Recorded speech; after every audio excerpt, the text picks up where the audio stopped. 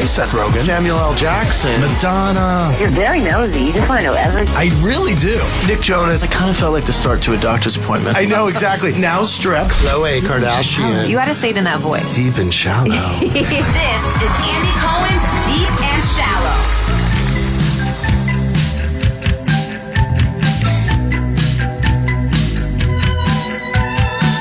This is Andy Cohen's Deep and Shallow. I am here with the cast and director of Call Me By Your Name, my favorite movie of the year. It's in theaters now in New York and LA, if you can get a ticket, because it's a huge hit. It's coming soon everywhere else. I think nationally June, January rolled out everywhere, right? I think we expand in mid-December, and then January is going to be all over. Okay, perfect. And that voice is Luca Guadagnino, who is the director of the film. What a brilliant job you did. Armie Hammer is here with Timothée Chalamet. Did I get your last name right, You got Timothy? it perfectly. Very good. And Michael Stuhlbarg, who just has an incredible speech at the end of the film that I don't want to give away. But welcome to all of you. I'm so happy you're here. This book, Call Me By Your Name, rocked my world completely. I want to say it was 10, 15 years ago that it came out. It's 2007. Okay.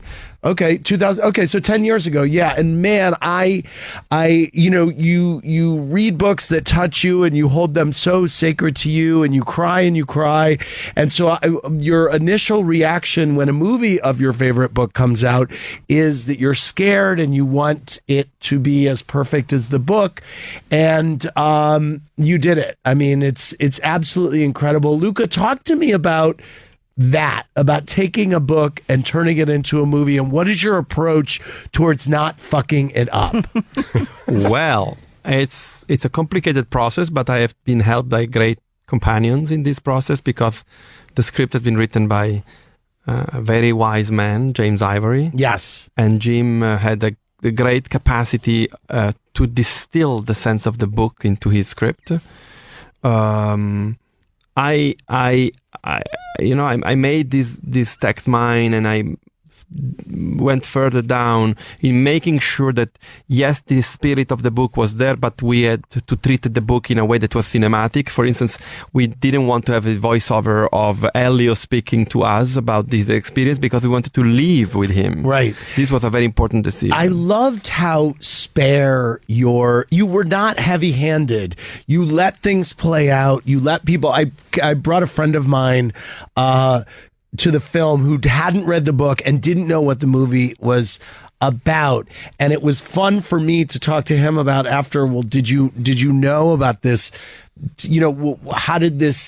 How did the movie reveal itself to you? And I think that's one of the things that I loved about your direction. You just get in there with the characters and experience what they're doing. Timothy plays 17-year-old Elio, and Armie is an American grad student named Oliver, who comes to stay at Elio's parents' villa in Italy in the summer of 1983. And Armie's character and Timothy's character have a mad, passionate love affair. And Timothy, you are playing a 17-year-old. How old are you now? I'm 39. I'm 21 now. You're 21 now. But you are so brilliant in your, when you're 17, you're kind of figuring out your sexuality, and you're just great in the role. I cannot say enough about what you do, and you really bring this character to life so well. Is that how you were when you were 17? Where did you go? How did you do that? Well, thank you for the compliment. You're welcome. That's well appreciated.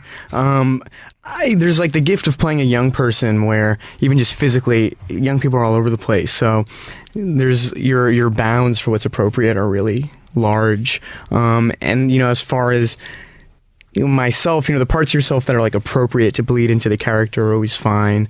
But then certainly, just a level of that Elio can play the piano in the script and in the movie and in the book. So you had to learn to play the piano. That I cannot. That is not how I'm able to play in real life. Nor can I speak Italian. But you learned how to speak Italian. Yeah, and that was, Luca. That was his idea for me to get out there about a month and a half early and really try and learn this stuff and not fake it. Now, how did the two of you approach your love scenes? By the way, I love it that Armie plays a Jew because Armie is such a goy. But I was like, part Jewish. You are part Jewish. Yeah. But I was very excited just for my tribe that you were a Jew. I was like I just was very happy about that. But how did the two of you approach your love scenes? Because you're both straight guys. Usually naked. You were naked a lot together. Yeah. But is that as an actor, that's taking you out of your comfort zone, right? The thing that made it so easy, because I think both of us had to do things in this movie that we'd never done before on stage or on film or anything like that. And the thing that made it so easy and accessible was Luca's delicate approach with everything. Nothing was ever handled in a way where, 3 days before a scene, we'd be going, okay, guys, don't forget 3 days from now, we're going to do this scene, or 2 days from now, like, okay, get ready because tomorrow. So then what does that mean that it was handled delicately? It's just like anti-delicately. Yeah, not like there was never any import put on it above any other scene. It was never like made a big deal. It was just something where it was like, but this in your is part mind, of the story. you have to know this is coming up. Was it hanging over you in your mind? In as much that any big scene that has a lot of emotional content would, because you want to make sure that when you show up on the day, you're ready for it. Right. And I think the most complex scene to shoot were the ones in which there was a doubt in the characters, there was a separation in the characters. Those were the ones in which we were really focusing and be very not worried, but very concentrated in pulling them out. And an interesting thing for me is that they were great partners in the film, like these two men, Timothée Chalamet and Armie Hammer. They were a wonderful couple of thespians, if I can use a bad word. Right. And they really, when you see something happening, like it happened with me and other actors in my other films, there is an easiness and there is a sort of practicality and there is an efficiency in addressing things. So for them to kiss one another or to hug one another, it was completely normal. Yeah, felt normal to me. Timothy, you are also a good. You are very strong at accessing your emotions, and you're the final scene in the film, which I don't want to give away, but showcases you. Emoting, I should say. And so is that you've been acting all your life, and this is... Well, I went to a theater high school in New York in the city called LaGuardia. You went to LaGuardia High? Yeah, which, breaks you down as a human and makes you have all these habits of, wearing your heart on the sleeve that maybe aren't great for life, but for acting, serve a good purpose. Yeah, honestly. Well, you're great. Michael has an incredible monologue at the end, and it was... I think I asked you or someone at the premiere, was that in the book? Because it struck me even more seeing you do that monologue, and it is from the book. It is. It's almost taken. It's all taken directly from the book. We I think excised a couple of things out of it, but on the whole, what you hear is it comes straight from the book. It's an incredible monologue, and it's kind of, as a gay man, for me, hearing this father say these words to his son, it was so moving to me, especially the idea that this could happen in 1983, which is, was really another time. As a straight man, I wish that was something my dad said to me. I wish that. That right, should be honestly. that should be requisite listening for every person who's going to have a child. You're so right. Armie's short shorts. Let's talk about those. Yep. Were your balls coming out of the short shorts? Talk to me about the science of Armie's short shorts, Luca. Tell the story. A lot of visual effect. Yes. Tell the story. Yes. There was a few times where they had to go back and digitally remove my balls that from true? the movie. Yeah, Yes. yeah. Wow. They were short shorts. What are you going to do? They were. Well, it's both things. Yes. And so, did you Whatever say that it's means. both things? Whatever that means. Short shorts and big balls is what you're saying. Wow. So Armie Oh, Hammer this is has going. My big, mom's going to love listening to this Armie interview. Hammer has big balls is what you're saying. No, I'm not saying it. I had to remove digitally. You had to digitally remove And you Armie's balls. Put them in another place in they're the, on- in the they're movie. another place. If you look around, floating it's around the like movie. Where's Waldo? Those are the Easter If eggs. you look carefully at all the trees, it's not all peaches. Yeah. Well, speaking of the peaches, army balls. Timothy fucks a peach in the film because, when we're all discovering our sexuality, especially when we're living at our parents' villa in Italy when we're 17, As you do. we are looking for warm places, Yep. as it were. You find that home in a peach.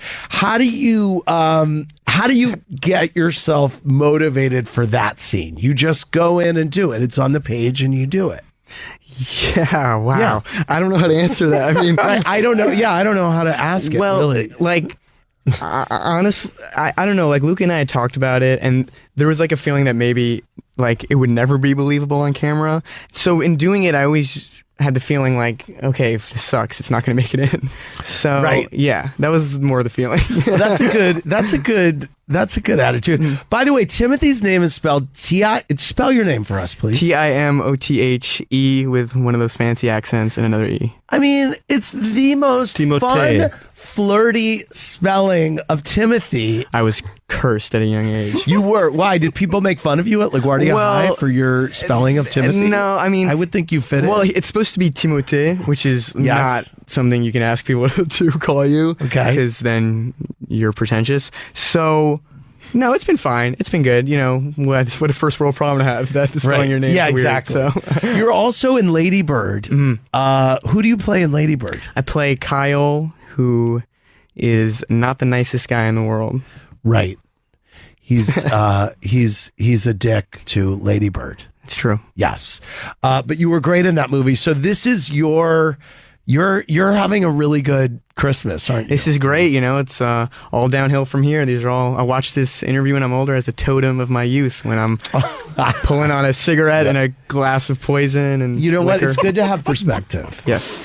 I met you on a dance floor, Yes. which you reminded me, This is true. much to your chagrin now, because I'm bringing it up No, on the in radio. fact, I was coming here today. I was like, he's probably going to bring this up. For real. I met you on a dance floor before you were wowing me on the big screen, but you were dating Lola Chacon, daughter of. I mean that you were a very cute couple, super cute, and you were very sweet then. That was before. So were you a student at LaGuardia High? Yeah, I was still a student. That was one of the, that was actually a really fun night. And it's the story that we were the buddy. I don't know if you remember, but that story, and then getting to dance with Madonna later that night. That was one of the cooler. You were with what was our story? Our story was, I don't know. Well, I don't know if you remember, like Madonna was kind of with us dancing, and my buddy Joey was there, and Lola was there too. And we were all dancing together, and I don't know. I usually don't talk about this stuff, but that was a good night. That was a good night. No. I'm happy. No, it was to. a great night. I'm happy to here because we were. There's an actual story there. Yes. Anyhow, so There was a story. Did Laura saw Call Me By Your Name? she hasn't seen it yet, but she's excited too. She teasing me about it. She does right. She teased me that like the public appearance, the movie itself, she's very excited about, and the reception it's been getting is only a great thing. It's like the public appearance stuff around, or like some of the late night things I've done. Right. Well, I'll get made fun of. How long did you two date? Next question. I'm out of here. Okay. Well, Awesome. very good. Well, you were very sweet together, and your little gay friend on the dance floor. Yeah. This is my favorite interview with Timmy so far. It is? Yeah. Okay, good. Michael, putting you on the hot seat for a second, Netflix pulled your movie Gore that you were in with Kevin Spacey. I mean, how do you process that when you've spent all this time making a movie and it gets pulled? What was your reaction to that? Were you surprised, or did you expect it? I think everybody's sort of going through a very conscientious process of evaluating what's been going on, honestly. And it's, of course, you work hard on something and you want it to be seen, yet at the same time, you have to be respectful to what's happened and what people are going through, and and hopefully in time we'll see what happens, but I don't know really what's going on exactly. That's what a good answer. That's a great answer, by the way. No, it is. We're conscientiously kind of figuring it out. Is exactly that's right. So will we bring it out? Is exactly that's right.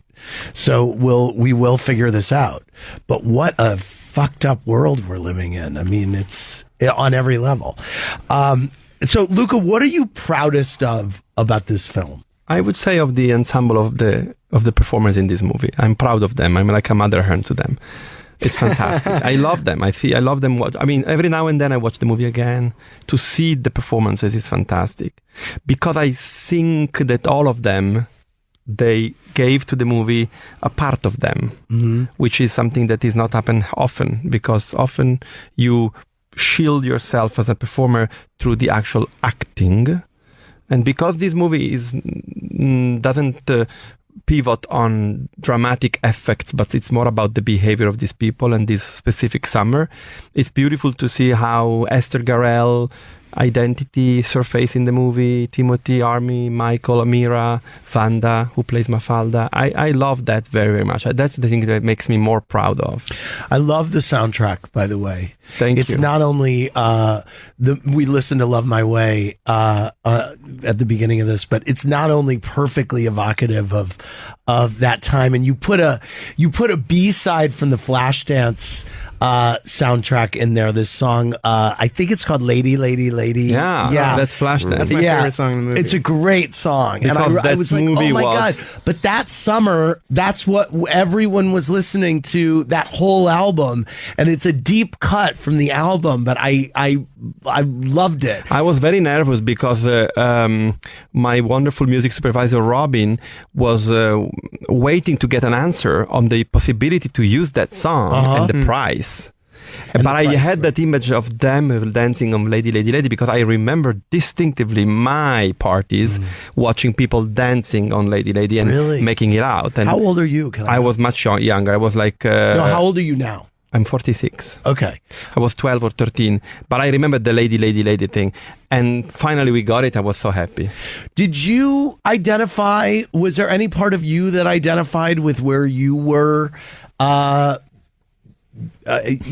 being 17? Well, I understand the movements of the heart, of the heart, and the sense and the feeling of the transformative quality of feeling in love with somebody. That I understand, but I wasn't at all like those characters. No, I think there is a little brief moment when Elio stares at Oliver dancing on the dance floor on Lady, Lady, Lady, and then he goes into the action. Yeah. I think I was the guy watching, but never going onto the dance floor. Shorts, I think. Right. The clothes were so perfect, by the way. Oh, that's a wonderful job by my costume designer, Giulia Persanti. Perfect. Perfect. So Timothy just wrapped a Woody Allen movie with Selena Gomez. Finally, Selena Gomez and Woody Allen are working together. What was that experience like for you? It was totally surreal because, mid-August I was kind of not twiddling my thumbs, but I knew that Call Me by Your Name was going to go to Toronto. I knew it was going to come out in November.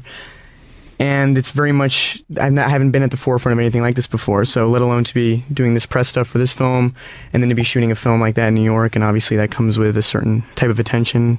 Those people. So, Armie, you've been in a lot of movies, and you've had movies where people have said, "Oh my God, this is Armie Hammer's breakout role." What advice do you give Timothy on the place that he is in his life right now? Well, considering the fact that every time anybody said this is your breakout role, it never was. Right. So don't listen to him. Okay. Yeah. Yes. Well, no, take it with a grain of salt. Just he's turning out amazing work, and he will continue to do so. He did great work in Lady Bird. He did great work in this. He's going to continue to do amazing work because of the caliber of actor that he is. So don't listen to the hoi polloi. Just keep your head down and do great work.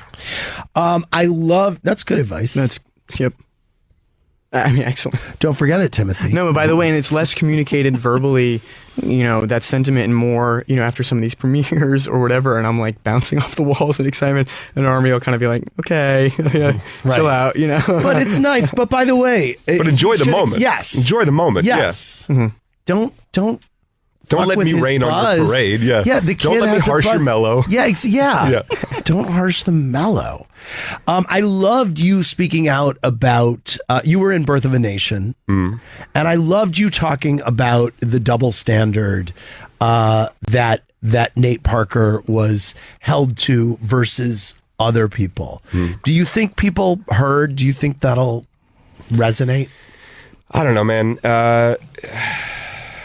I think I said what I said, and I stand by it. But at the end of the day, I don't really have anything else to add to it. I mean, I kind of called attention to what I think is. It was great. I loved it. Yeah, thank you. I also really enjoy. I love a good Twitter feud, and you and James Woods had one of the top 5 Twitter feuds of the year, and it was kind of involving Call Me By Your Name, right? It was because of Call Me By Your Name. It was because of Call Me By Your Name. Yeah. He is a troll, a former actor who's now a professional, but a great actor. Troll, Let me say something. Yes, Mr. James Woods is a fantastic actor. I agree. He has made some of the most beautiful performances I, as a cinephile, remember and love. I agree. I love him. I want to work with him, and I urge Mr. Woods to go and see the movie, to pay $10 and to judge the movie after he has seen it. I agree. I think you should send him a screener. Don't even wait. No, he has to go to the movie theaters and we pay. want his money. Yeah, right. Yeah. Well, but do you remember in the Virgin Suicides? He was fantastic. Yes. I'm not saying Videodrome. I'm saying the Virgin Suicide. Yes. Okay, fine.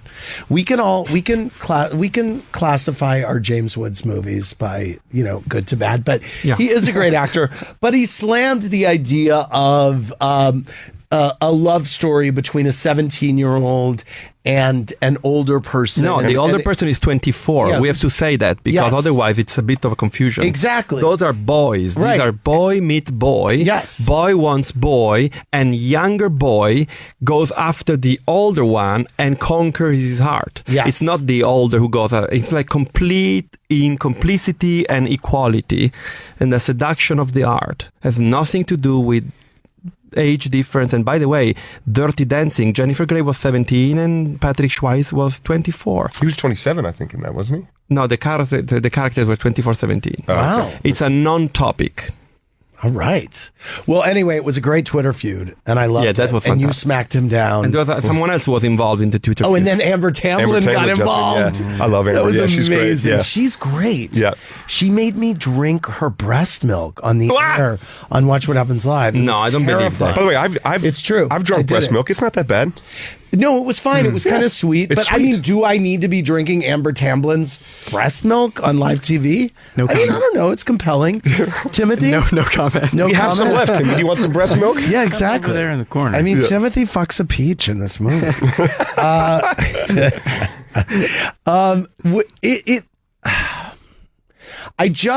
Where did you shoot it? in Crema, which is a little small village southeast of Milano. And I have to assume that it was a magical shoot. I mean, you were all there for how long? 33 days. 33 days. Did the two of you 33 shoot days. So really, 33 it's like shoot 2 days. months So or so, right. Yeah. Did Armie and Timothy, did you guys hang out beforehand? Did you become friends, establish a rapport?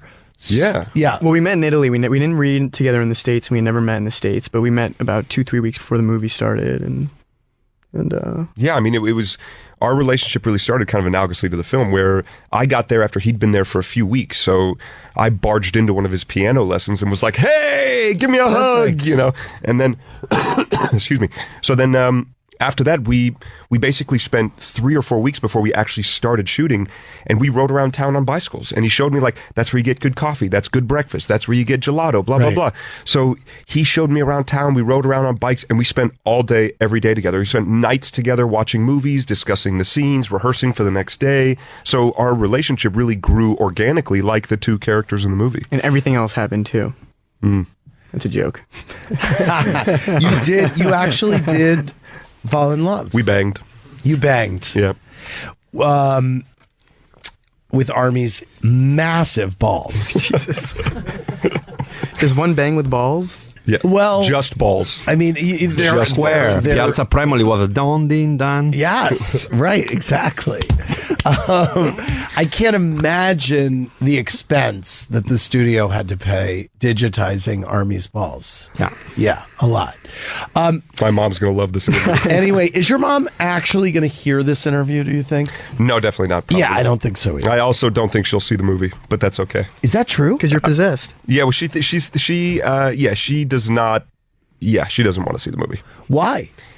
I think it goes against a lot of her very strong religious beliefs. She's very conservative. Extremely, yeah. Wow. But I want to know your mother. I think I can convince her to come and see the film. I think, but that's so interesting. Does that bother you? No, it probably could if it didn't affirm to me that I was actually going off on my own and being my own person and doing what I truly believed I should be doing as an artist and as a person. Is it something that you will have the discussion about with her? Because it certainly plays into a million themes. And I mean, here is her son. He is this is a huge role for you. There's Oscar talk. It's being called one of the 10 best movies of the year. And you think because the subject matter is against her, what she believes in, that she might not see the movie. How do you reconcile that?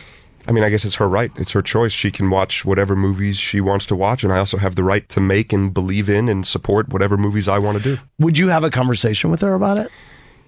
We've tried, and I think we're just on opposite ends of the spectrum on that one. Yeah. All right. Well, that's interesting. That is interesting. Well, I hope she does see it. Yeah, me too. Yeah.